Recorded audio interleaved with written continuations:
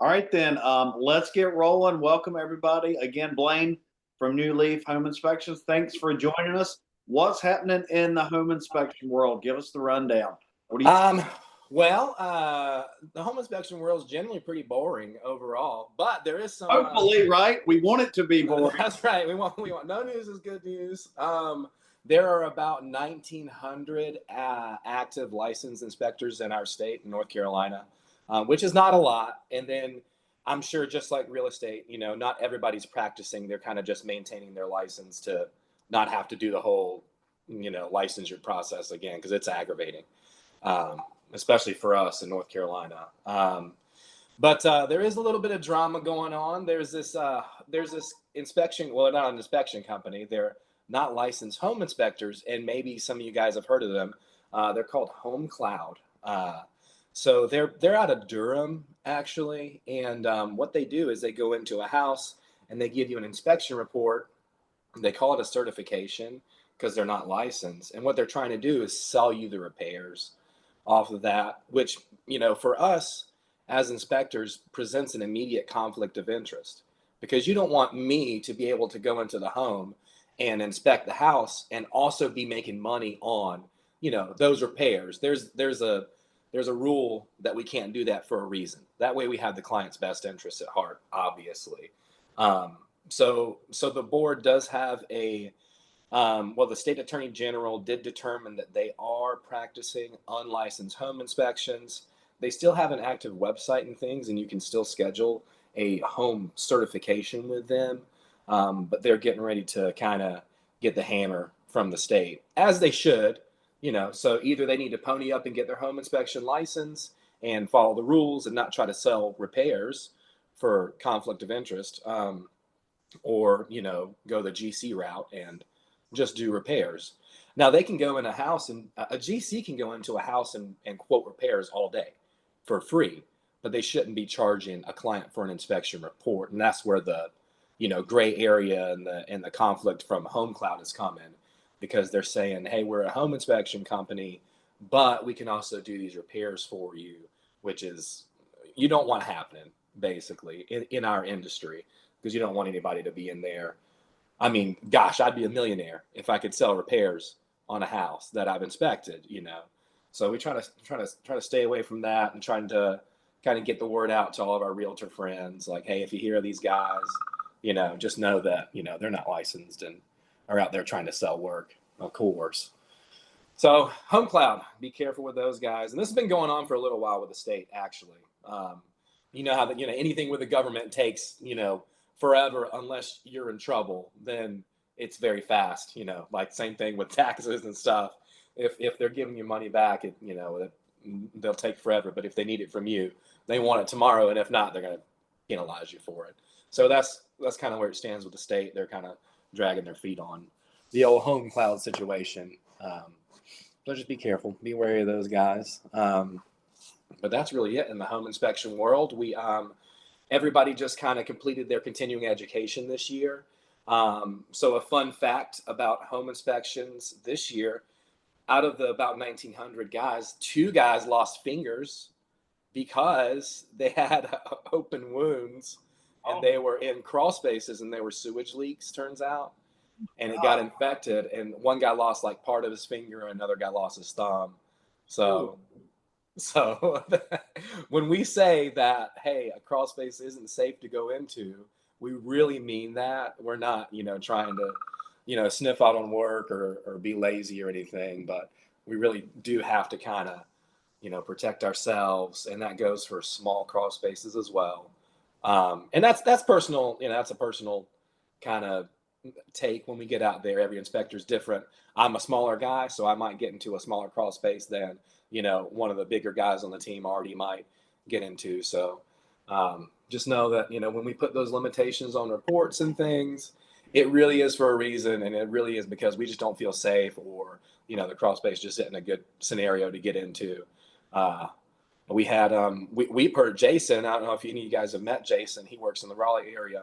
Jason Ross, great dude, born and raised here. About 7 months ago, he got bit by a copperhead on his hand. He's fine, just went to the doctor and got shots and stuff. But I mean, yeah, just limitations are there for a reason to protect us, and that way there's nobody getting sued for getting hurt in a crawl space, and no insurance is getting involved in things. So limitations on our reports are there for a reason. We do get some kickback, and the reason I say that is we get kickback from agents sometimes. Nobody from you guys, but they'll say, "Oh my gosh, why didn't you get in the crawl space? This and that."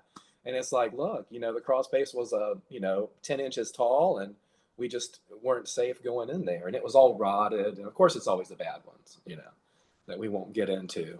My rule of thumb, personally, is if I can't, turn my body over in the crawl space to exit, then I'm probably not gonna go in there, because it's probably messed up anyways. And if there's repairs to be made, those guys are going to do it from the top, from the inside, because they don't want to get down there and place a joist or anything like that as it is anyway. So it's probably in rough shape. You guys have any weird home inspection questions while we're all here together? I'm sorry I don't have a lot of news, but are you seeing any trends like currently where like recurring issues that are coming up? At the end of the summertime, always we see a lot of we see accelerated algae on roofs, like moss and stuff, just because it has time to grow throughout the summertime on shaded areas. So we kind of pinpoint that on reports a little more often towards the end of the summer. And then also very common towards the end of the summer would be bacteria in well systems. The same scenario there. So it's nice and warm in North Carolina, and that bacteria just has time to grow and fester in well water. So that's super common, and it's normally what's called coliform bacteria, which is you might be drinking it for your whole life and never be sick. The bad stuff is E. coli. Obviously, that's when we got wastewater kind of mixing in with our drinking water. We don't want that. But it's very common in North Carolina at the end of the summertime to trend up on positive coliform readings in well water here. So just a heads up on that. If you guys have well inspections, it's not the end of the world. It's normally just like a shock treatment to the system, and we'll retest it, or whoever's treating it will retest it for you, just to get you that clean, report. Especially VA or FHA loans, they're strict on the well reports on those. And also to caveat on that, into termites, we see more active termites at the end of the summer. Same scenario. They're alive and they're, thriving in the summertime and eating that nice moist or humid wood that we have here in our crawl spaces. So those always trend up towards the end of the summertime. But as far as us, market wise, we've been pretty steady actually throughout the summer. We've had a little dip here. I feel like maybe in the last week or two, we're not booked out like 2 weeks or anything crazy, which is good and bad. But I feel like with the interest rate wiggle a little bit, I think that it's going to obviously help hopefully everybody, you guys and us, from people being able to afford more of a house. So we're excited, and we're excited about that for sure. Yeah, we're definitely hoping that that applies as well. I'm sure watching the rates this week. Obviously, they went down. They actually went back up after the Fed announced yesterday. I don't think that was a big surprise because everyone was anticipating the rates going down so bad. Kind of like what happened last was they kind of went down before the announcement was made about rates going down, and obviously they're not directly related, but they are. Right. Yes. Yeah. How about this? And great insight, man. Like I would have never even considered somebody freaking losing a finger from a home inspection because they had a cut. Me either. But tell us kind of what are things that you see that typically show up on home inspection reports that while they're on the report, because that's your job is to report them, it's like don't throw the baby out with the bathwater. Yeah. So I will say that I think polybutylene piping gets a lot of bad raps, to be honest. And it's only, and people, and the state makes us put a certain verbiage on the report that sounds absolutely terrible, but we have to use those exact words. It's bad. Polybutylene pipes is So, I mean, oh, go ahead. No, no, I was just gonna polybutylene piping is a plumbing material we used back in the late '80s, early '90s. And the issue with that was the fittings on the ends were plastic, and then they would freeze and crack and leak in the crawl spaces, and mainly in crawl spaces when in unconditioned spaces is where the problem was. Now we see things that have been retrofitted with copper fittings and transitions, and so it's not as much of an issue. Sometimes we still see leaks in those pipes just because the fittings have been changed out. It's not clamped properly or something, and it's from the late 80s, early 90s. So it's had time to, do its thing and deteriorate or whatever it needs to do. But I think that the verbiage on our reports is a little bit intimidating. It sounds like, your plumbing system is going to basically flood your whole house, is what it sounds like. And that's really not the case. So to me, polybutylene pipes gets a pretty bad look. And I mean, yes, the rule's there for a reason, and we don't use it anymore for a reason, for sure. But I've been in homes even with the old plastic fittings, and it's been in a crawl space since the late '80s, and there's no issues with it. So that's just a case by case. Blaine, I just went through this with Artie with a house that closed yesterday. We did a home inspection. The seller hadn't represented the plumbing as plastic on the disclosure, but the whole crawl space was polybutylene, and we were able to It get. is a plastic, so they're not Yeah, wrong. you're not wrong, but we were able to get $10,000 as a closing cost Mhm. credit as a result, and almost terminated over it. Nothing that Artie said that was, I always use Artie because I feel like you don't do inspections often much more. And Artie, I've just worked with him Yeah. so long, his bedside manner is so good, but he Mm. explains it very well. But to some people, it's just something that they get really worked up about. You're right, and like you said, we can be out there and be the best. I feel like all the guys are really good with, like you said, client interactions, and that's what we kind of pride ourselves on a lot. Try to, anyways. But you can explain it the best way in the world, and when someone Google's it or reads that verbiage on the report, like I said, they just and I get it. You don't want to get into a house where you're spending $10,000 on replacements, Yeah. but the argument's there, one way or the other. But I do, yeah, I do Like, think it gets a bad rap. you guys are kind of reachable when we have questions like that, because I don't want to Oh answer yeah, because I'm not the expert. no, that's not your job.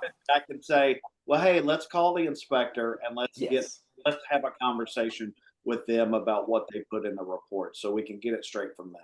that's right. Yeah, and we always welcome everyone out to inspections if they can make it, obviously. And it is way better to hear it from us in person because it reads different, like I said, on the report. If I were to read that and not be familiar or educated on it, and especially maybe as a first-time home buyer, I'd say, "Oh, I'm not buying this house because this, look what this says." But, when we're able to kind of articulate it a little bit differently, that's where, and we can't lie, obviously. We're not out there lying to people, but the truth is not everything's terrible and everything can be fixed. I mean, and you guys know every client's different. Maybe you have an investor client and that, the freaking roof's falling in on the house, but they don't care because they're just going to redo it anyway. So everybody, kind of navigate those waters as we. It's so important too that like the inspector, and this has not been a problem with you, but I've had an issue with other inspectors in my history. Mhm. You kill the deal before it even really got that far off the ground, and it's like job to work, but it's not your job to give an opinion on how you would handle it if you were buying. Correct. It's a big, Yes. Yeah, yeah. We're not supposed to be given, well, if it was my house or this or that, or oh, I would never live, with this or whatever. And obviously we don't do any of that. Obviously, our mentality is the truth, and hey, everything can be fixed.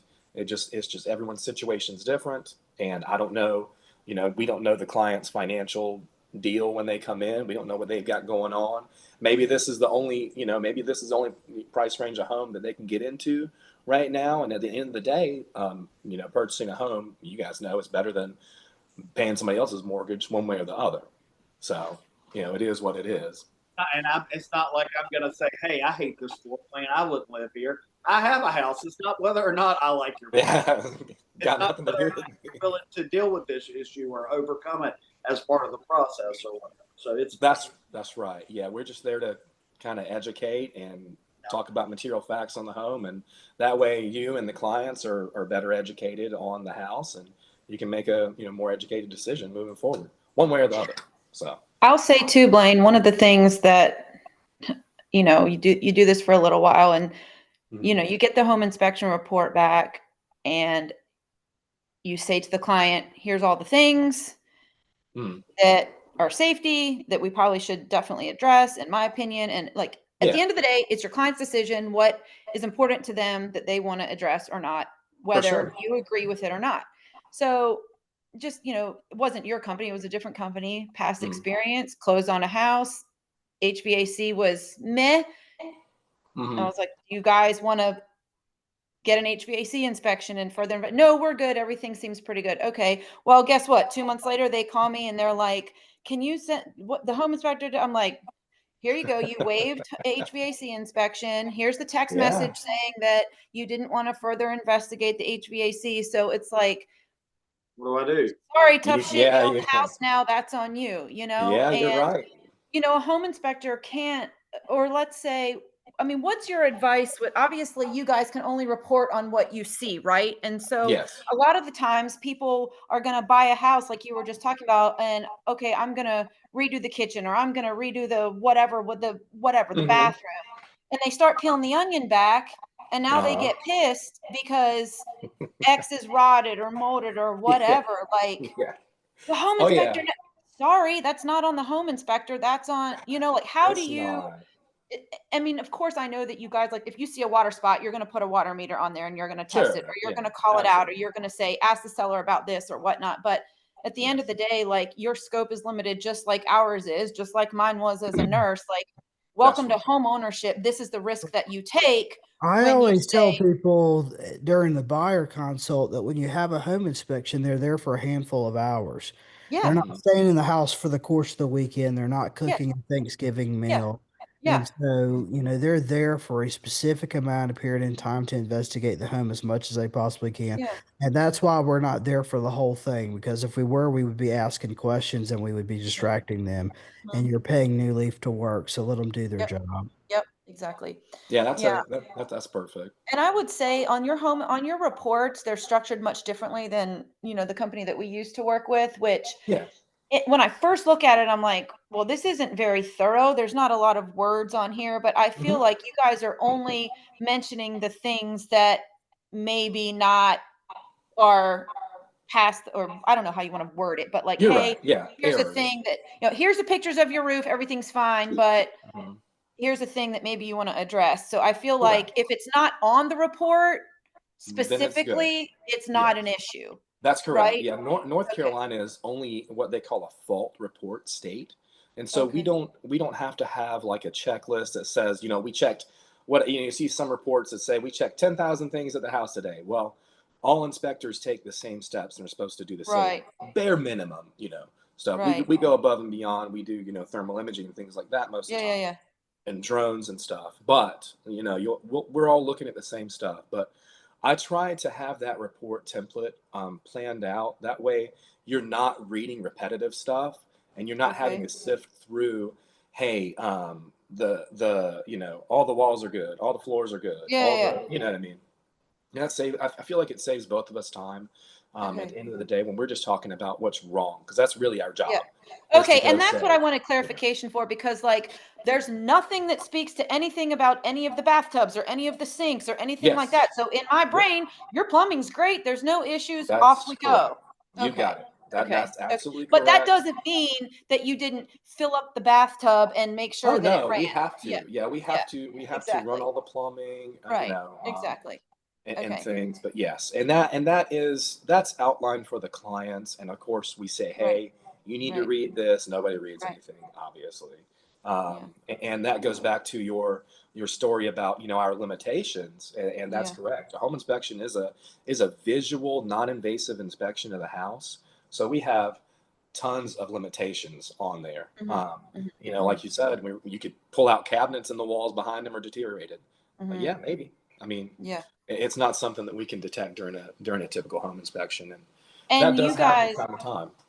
And now if you're at a home inspection and let's say, because I've had this happen before with other inspectors who've been really good about it, you know, they're under the crawl space and there's a leak. He's calling me from the crawl space and he's saying, hey, we got a problem, call the agent. You know, I would expect that New Leaf would have that same type of. Yeah. If there's an active leak, for sure, anything that's going to further damage the house, we're always going to reach out to either you or the listing agent directly, probably.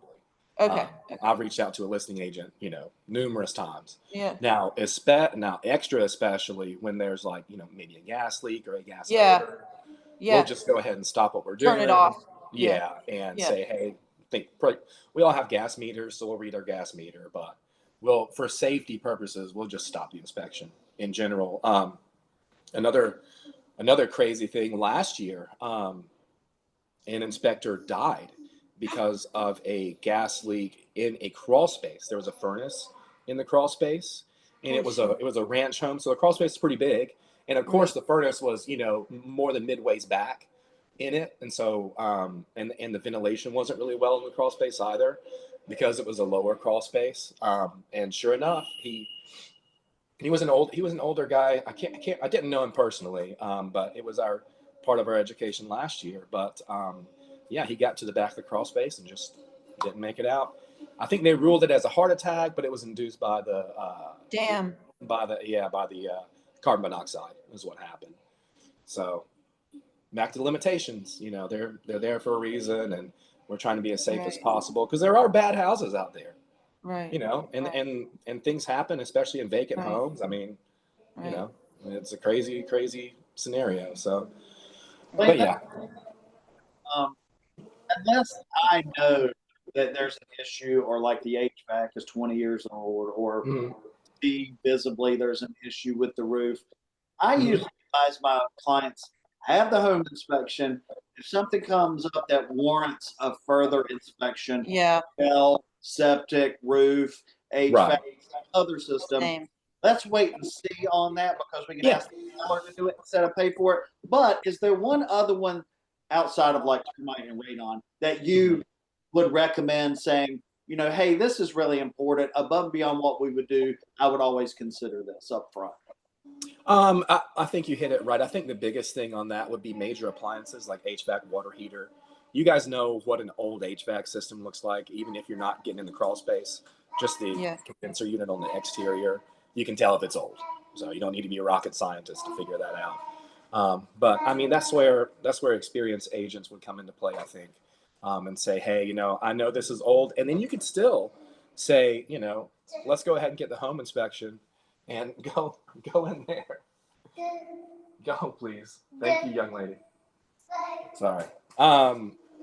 You can still get the home inspection to just kind of caveat on what we say, because we'll always recommend, you know, something, or say we have a bullet on there sometimes. Like if there's an old water heater, we'll say, hey, this is near the end of its lifespan. You go ahead and budget for a replacement on this, because it was, you know, it was manufactured in '98, so it's, you know, it's working today, still working just fine. We ran into that as well, where it's working just fine. Yeah. It's from the late 90s. Differentiator too, like, I gotta explain to the client, hey, look, yeah, you got a budget for it. It's working today. Don't expect the seller to replace it. That's correct. Yes, it's operating as intended. Is it past its expected lifespan? Yes, but it doesn't mean it's not going to last for another 5 years. So on the seller side, yeah, absolutely. The argument's there, like, well, it's working. So, I mean, I replaced my water heaters last year. My house was built in 2003. I thought that they needed to be replaced when I bought the house in 2014. Somehow they lasted that long with no issue. Yeah. But, you know, you never know. Yeah, and I tell clients the same thing. I'm super transparent. I'm like, look, it could last for another decade. I don't know. You know, so, and you just, I don't know, maybe get a home warranty or something and just kind of see how it rolls. I mean, at least we know it's old. At least we know, you know, hey, this is kind of ticking past its expected lifespan, and just expect it to kind of go one day. Just like with everything. You know, same thing with roofs. You know, your roof's 15 years old. So, you know, it's getting there. Next 10 years. One day it's going to happen. Doesn't need to replace it today. Right. It's not leaking. There's nothing wrong with it. It's got normal wear and tear on it. I mean, it's 15 years old. So, maybe you get lucky and get a hailstorm, and we can get insurance on it for you. Almost guaranteed that you can do that if you talk to the right roofing company. Yes, sir. That's right. Yes, sir. You can make that happen. I always like to kind of preface the home inspection report by saying, don't look at this as a list of things that need to be fixed. Look at this as like a homeowner's manual, so you understand. And that's what I like so much about the reports they have. Like, of course, you got the summary up front that's like, hey, pay attention to these. But then it's just like, well, hey, here's your water cutoff.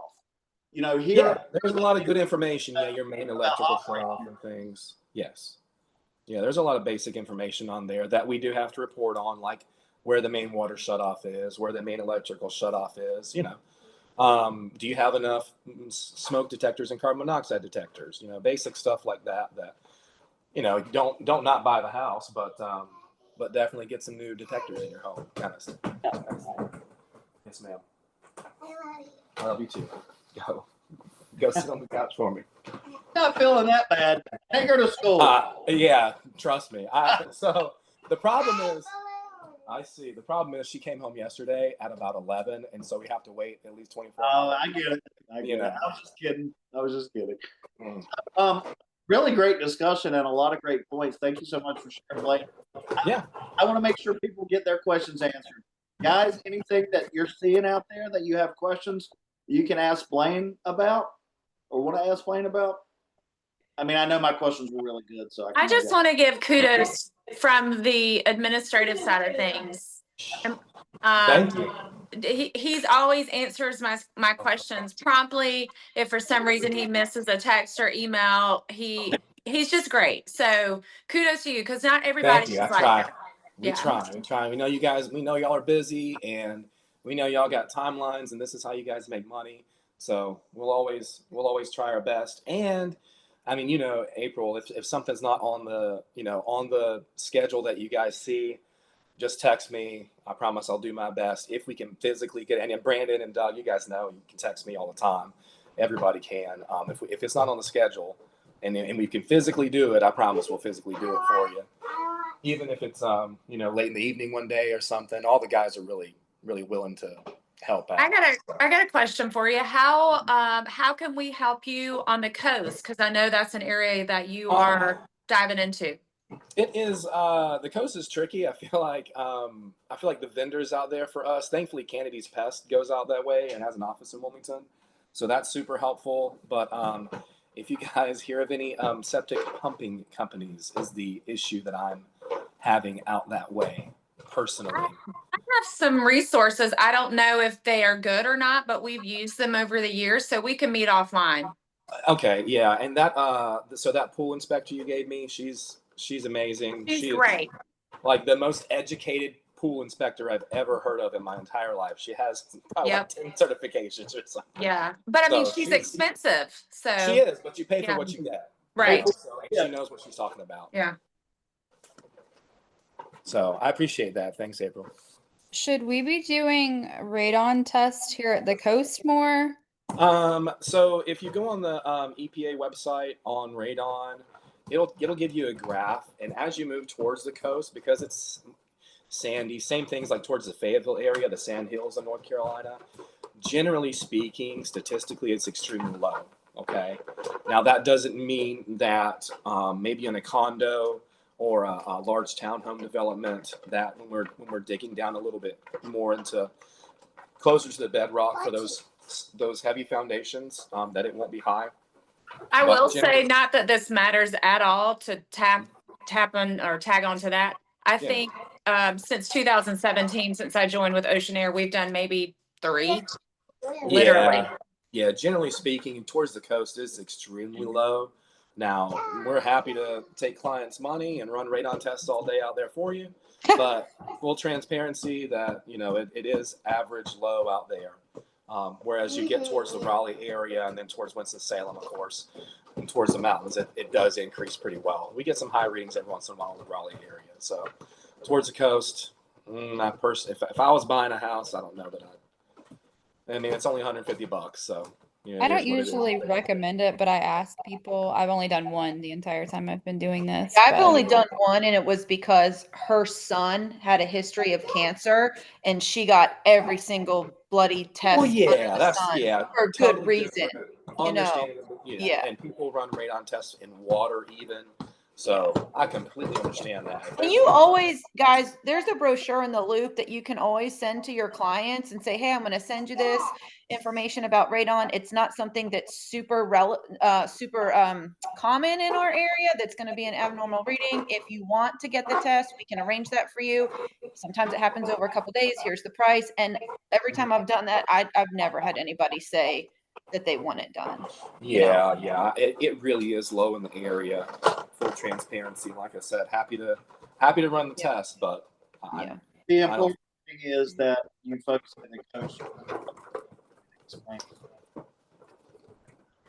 He's cutting out really bad. Yeah, Doug, you cut out a little bit. We lost you, Doug. How about now? Better? Yes. Yep. The important thing is that, especially the coach, that you guys are offering it and explaining it. Yeah, and always feel free to have the clients reach out to us. I'm happy to have a conversation before an inspection if we need to, because some people just, they don't want to read the agreement. They don't want to go through the state's website and see what we do and what we don't do, and I can cover that for them. If you have a particular client, I do that all the time. Like, hey, this is what we're going to do while we're there. Just so you know, it's a very thorough inspection. I'll go over limitations and stuff real quick, because sometimes we got those clients out there that are thorough and want to talk to everybody, and that's totally fine.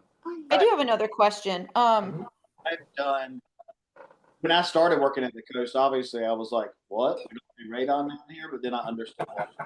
But I'll tell you, statistically speaking, in the triangle, it's low. I mean, It is, yes. Had 2 or 3 out of 200 buyers Yes. have had a radon issue. I've had, I think, 2 that had to have remediation in place. So even here, even though we do it on every single transaction, it's not that statistically high. it's very low. House is in the triangle if necessary.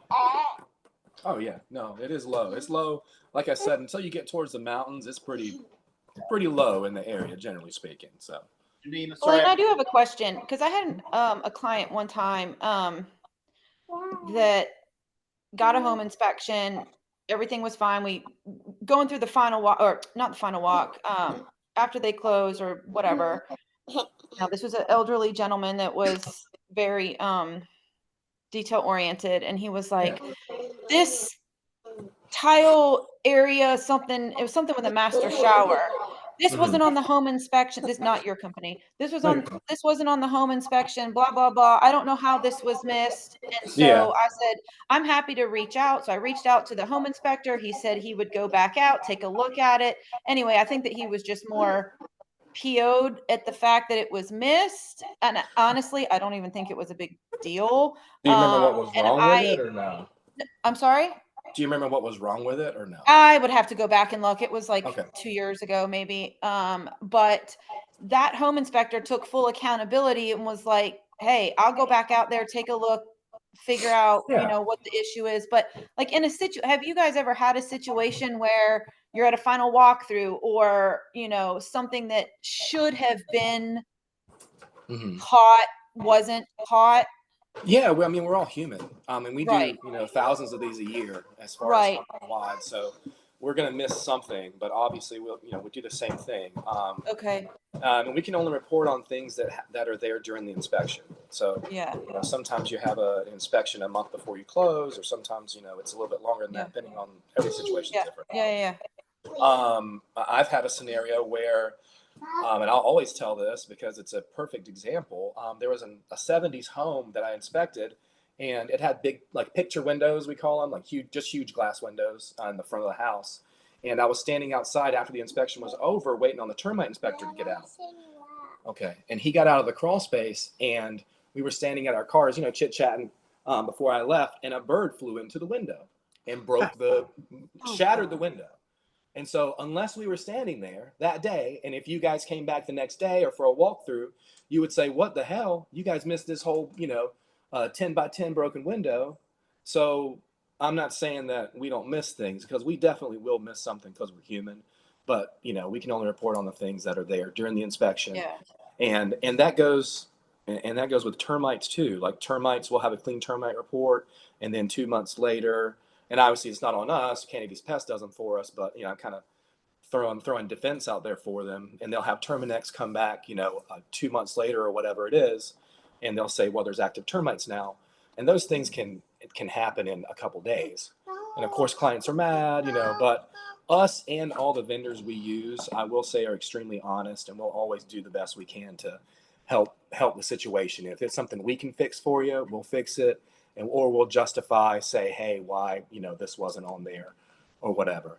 We've even had people that complain about cosmetic items, like on a on an 80s build, there's like nail pops in the drywall, and we don't report on cosmetic things. So unless it's new builds, we try. Okay, that's good to know. Okay. Yeah. So just know that we try So to like give settling and nail pops and things like that, you're not gonna report on? If it's cosmetic, yeah. So nail Okay. pops. Now we'll report on like typical settlement cracks and things like Right. that. And if it's bad, we'll say, hey, this is present throughout the home, because Okay. that's just common. As long as it's not structural, as long as Right. the attic's still in place and the rafters are Right. still in place, Right. crawl space is good, Right. then Okay. we're not going to report on little tiny cosmetic things 9 times out of 10. So Hey, Blaine, speak really quickly on personal property, refrigerators, washers, and dryers. yeah, washers and dryers we don't run while we're at the inspection. Same thing with refrigerators. We don't report on those. Now, if you want us to look at the refrigerator and put a thermal image of the freezer working or something on there, we're happy to do it for you. It's just not part of our normal process, because obviously those things don't always, convey. They don't always, go over with the house. So the board does not make us report on those. Obviously, if you guys are at the inspection with us, you can do whatever you want. You can run the washer dryer. I don't personally care if you do it. Just know if something happens and there's a leak, and because a vacant house, lines get dry, weird stuff happens. I don't know. We just don't run those appliances. And then with other personal property, like if it's blocking the electrical panel and there's just a shit ton of boxes and stuff, they're moving out, they pack the garage up with them. We're not going to spend an hour and a half, 2 hours moving boxes in and out. One, it takes time out of our day, and we have other stuff to do. And then, but most importantly, we don't want to damage anything. They've got grandma's ashes in there or something, and we break something. I don't know, man. What about Worst of the worst fireplaces? scenario. Fireplaces.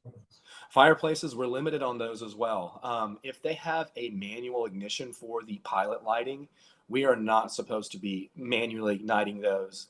Also, if the gas line itself is in the off position, we are not supposed to turn those into the on position. We'll always refer a fireplace specialist like Mr. Smokestack in the Raleigh area to come out and do those for you. And again, it's back to a safety thing. Sometimes you'll have a house where they have a fireplace and they've never used it in 10 years. And then the one time you turn it on, the valve is messed up or something. Now you got a gas leak. So that's why we don't mess with those or the manual pilot lights. Same thing with water heaters. If there's a manual pilot on those, we're not allowed to turn those on either. You have to get a gas or plumber or gas company to come out and turn those on for you. We're happy to go back out, obviously. If you get an appliance turned on, we're happy to go back out. But by the time you have a fireplace specialist out there, they can just bless off on it for you anyways and say it's operating like it's supposed to. Same thing with wood burning fireplaces. There's always, buildup in those. They should always be cleaned. Nobody cleans them. So we're always going to recommend a more invasive inspection for wood burning fireplaces, because we're not running a camera up there unless we can just see clear up through the flue. Sometimes we can. You can see daylight all the way up and see that it's clear, but believe it or not, those things kind of have twists and turns sometimes. So it's not a clear shot all the way up to the top. So most of the time we'll recommend a more invasive inspection on those too, just to be safe.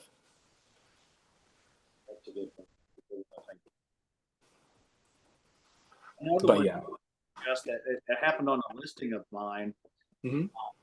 That you guys might want to think about is inspecting the water line out to the road, connecting to like the main water line from the county or from the city or whatever.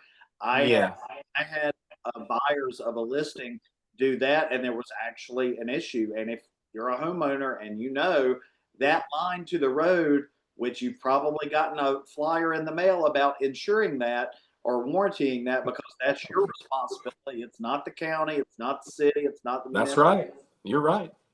So that's another one to think of. I You're just right. had Blaine do a sewer scope for a buyer. First time I've had that done in 8 years. I'd never even thought about it. Blaine did. Yeah, we do. We do those for the drainage line that connects the house to the city or to the septic. You'd be surprised what we see in there. Most of the time, it's just maybe a tree root or something. But there are some issues we find with that, especially when you get into the older homes, 60s, 70s, where there's cast iron pipes. So those, I would highly encourage sewer scopes on those, just because cast iron builds up that stuff on the inside and it gets gunked up and things over time. So, but yeah, we do those. That's a good one. The one that they did the inspection on, there was an issue, so I'm sure they were glad that they did it. But I was like, oh, what is this? And yeah, then without every time. Yep. Yeah, we have a job for a reason. So we always appreciate, YouTubers, DIY guys, and crappy builders, because without them, we wouldn't have a place in the industry. that's right. YouTubers. Yeah, YouTubers. You know what those are, don't you? Mm-hmm. How do you talk to YouTubers? Oh, we don't talk to them. We just watch the videos. Yeah. Mm-hmm. Does Yes. anyone have any other questions for Blaine? Is there anything you think we should be looking for that, maybe gets missed as we're walking through a home? I think that I think it's hard to put a big picture together when you're there as an agent for a limited amount of time. For example, like some cracks in the walls or ceilings. You guys aren't opening the windows, getting in the crawl spaces, opening the doors and things, really. We are going in the crawl spaces if I can fit in there typically. All right. So yeah. So if you're able to, put that picture together, I think that's good, and I think that comes with experience and going through transactions and knowing what that is. But I think looking for cracks, I think looking up is very important, especially on upper floors for moisture stains and things. I think that may be missed a lot by agents, because we'll have a scenario where we're going to a house and they were there yesterday for the walkthrough and we were able to get out quick. And, buyer comes in at the end of the inspection and says, oh, I didn't see that. We were here yesterday and I didn't notice that moisture stain in the master bedroom or the primary bedroom upstairs. So always look up. I feel like that's important. And a lot of people don't do it. And you guys know how it is when you have a client in the house. They're measuring make sure the couches fit and the fridges fit and things like that. So it's kind of hard for the clients to take the emotional side out of things. And that's where y'all and us come into play. So always look up for sure. Look for big cracks and things. Same thing when you're walking around the house. Big cracks are bad. Normally they're not terrible if they're small. And then just look for common sense stuff, old HVACs, old water heaters and things. That way you can kind of give your client a heads up. If they love the home, just say, hey, this is an older system. It looks like it might come up on the report, might be working just fine, but just know that, with an older house and its charm, it comes with some ghosts sometimes. So. This is kind of heavy. What kind of penny is this? It's not. All right, I got one more question, I think. Tell me about like settlement cracks in mortar and how you have that conversation. So settlement cracks with concrete masonry units, CMU is the most common thing we use in North Carolina if it's on a crawl space. And if it's following the mortar line, it's a step crack or something.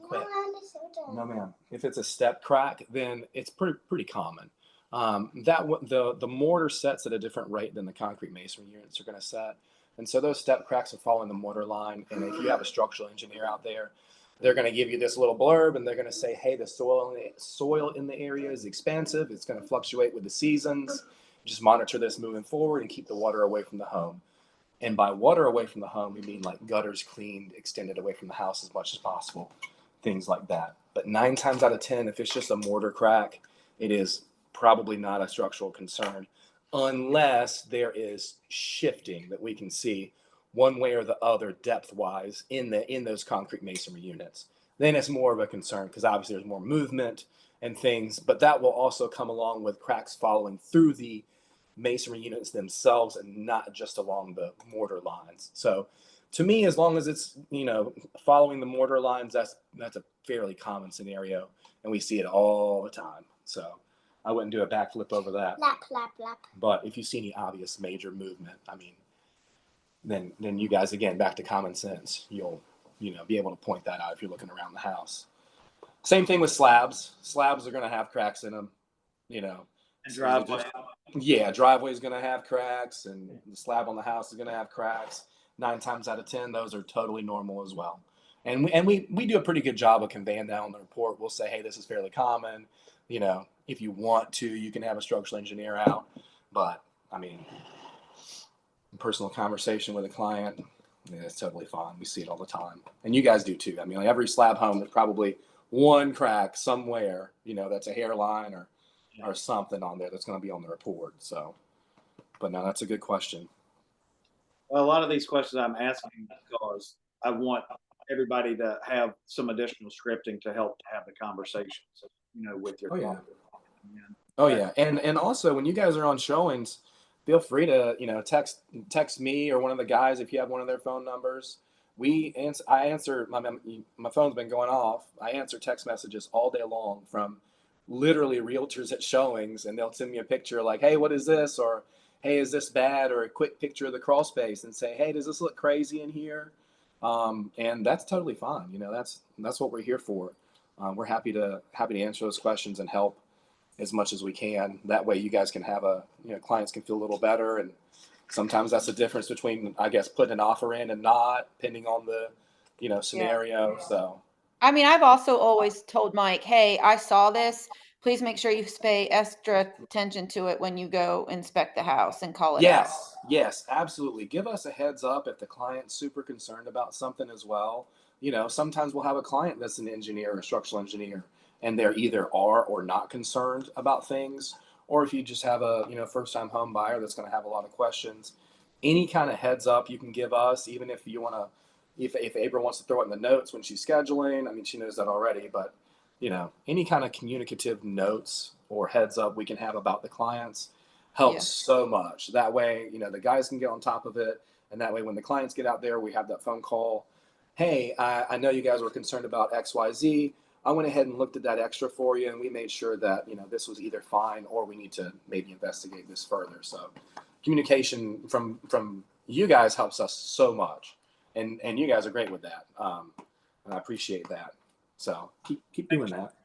Janine, that's a great point and a good reminder for everyone. If you see something you're concerned about when you're there, even though you proceed with the offer, let the inspector know in advance so they can make sure that they put really good eyes on it when they go do the home inspection. Yeah, I mean, we asked this. I mean, it's a new build that is back up for sale again. But when I was at the showing, I texted the agent, and she was like, "Oh, they're saying it's just a touch-up spot from the builder." I'm like, okay, well, this is pretty obvious shitty touch-up job. So I had Mike pick it up, and he got a really good picture of it, put it on the inspection report. We submit it with DD, and they're putting it in for the builder, the portal for the builder to come address it. I mean,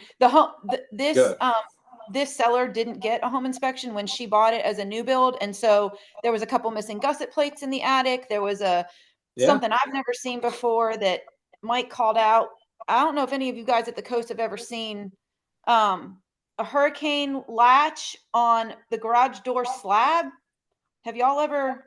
It almost looks like a nail in the ground. It looks like a freaking, hold on. Y'all excuse my nasty self. I have not changed from the gym. But it looks like this. Yeah. And I'm like, never saw that when I was at the showing. And Mike was like, I don't know what this is. So we asked freaking builder, put it in, and it's a latch for a hurricane. So, first time I've ever seen that. Yeah, that's not very common at all. What is it? Plug it in so the door doesn't blow open when you've got a I have asked for a video from the seller to send me how it works. I called the agent. She said apparently there's like a bar on the garage door that comes down and latches to that latch in the concrete, but he called it out because it looks like it's a little jacked up on the side. And she's not submitting this to the portal, which I'm like, why can't they just look at that when they come out on Tuesday at everything else? But probably because the builder put it in, they're going to say it's fine and they don't warrant a garage door slab. I'd ask them to show you how that works, because I think that red cap comes off of there. Oh. And then something screws into it to latch the Oh. Yeah. Oh, that's probably why there's like a little gap on the side to take. Yes. Oh, Jesus. Okay. I'm so glad I brought this up. I'm pretty sure, don't quote me, but I think that's what there should be like it looks like the reverse of a bolt in there. So you should be able to screw something down in there that latches to the door, I think. Okay. That's so it's probably fine how it is then. Literally, it's like just 4 months old. Okay. Yeah. I asked her to send me a video of it. It's sloppy. Don't get me wrong. It's not pretty, but but it's fine. And but okay. His name Diane now. Well, that's super helpful. Thank you. You're welcome. You're very welcome. I think Dad needs some stickers on his head too. Well, might as well. I don't mail that much, so we can use all the stamps. You have a whole sticker book in there. Buddy. Thank you so much. That's so great. Thank you. Gosh. Wonderful. I have a quick question just for after Doug stops the recording. If you would just hang on for a minute, just to give you a heads up. Okay. All right. Well, does anybody else have any other questions or anything for Blaine before we jump off? Well, Blaine, thanks. And I would roll with those stickers going forward. That's kind of a good look for you. Yeah, thanks, man. I appreciate it. Probably get a couple more followers on Instagram or something. All right. See you guys soon. I'm going to stop.